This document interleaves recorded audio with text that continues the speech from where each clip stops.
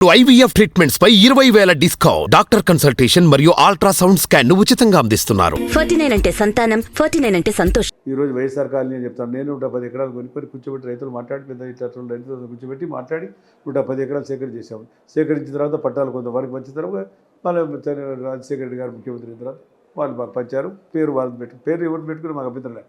నా పేరు నేను వేసుకోవాలి కదా, వాళ్ళ పేరు. ఆ రకంగా బీదవాళ్ళకి ఇప్పుడు బీదవాళ్ళకి ఇవ్వాలంటే అది ఇబ్బంది అయిపోయింది.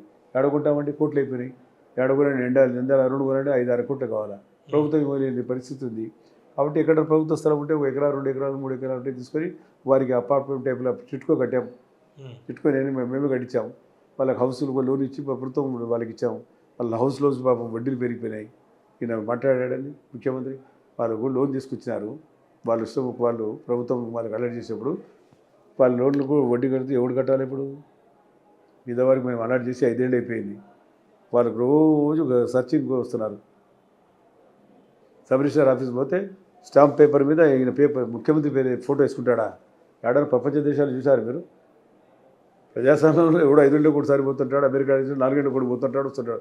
ఈయన పర్మనెంట్గా దానికి వేసినాడు పాస్బుక్ల పైన. ఎంత విచిత్రం అది! ఎక్కడన్నా డిక్టేటర్స్ కూడా చేయలేదండి ఆ పని. ఇవి డిక్టేటర్స్ కూడా చేయలేదు. ఇంత దెబ్బకు ప్రభుత్వం ఇది. ఓకే.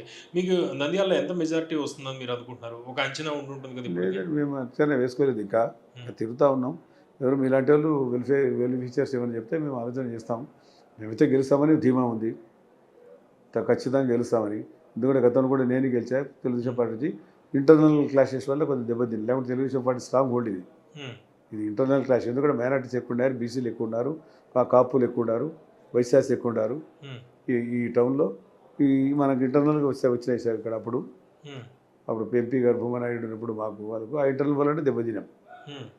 అంతేగాని లేకుంటే తెలుగుదేశం పార్టీ స్ట్రాంగ్ హోల్డ్ ఇక్కడ. లేదు, ప్రజలు అప్పుడు ఎలక్షన్ స్టైల్ మారిపోయింది, ఈ స్టైల్ మారిపోయింది. ఇప్పుడు ఏదో ఉదయం లేచిపోతే గ్రామాలకు రాత్రి 1 గంటకు 2 గంటలకు వచ్చేటప్పుడు దుమ్ము కొట్టుకొని, ఇప్పుడు నేను గడ్డ తిరిగి వస్తున్నాను పోయి మొత్తం నియోజకవర్గం మొత్తం 1 అర్ధ గంట వచ్చేపోతుంది. ఆయన దెబ్బతిన్నా ఆయన కూడా ఇద్దరి మీదగా ఆ దెబ్బ ఇంకా మర్చిపోలేదు. లేదు, అయిపోయింది. చనిపోయాడు పాప. ఆయన గురించి చనిపోయిన గురించి మాట్లాడకూడదు. దెబ్బ అవుతుంది.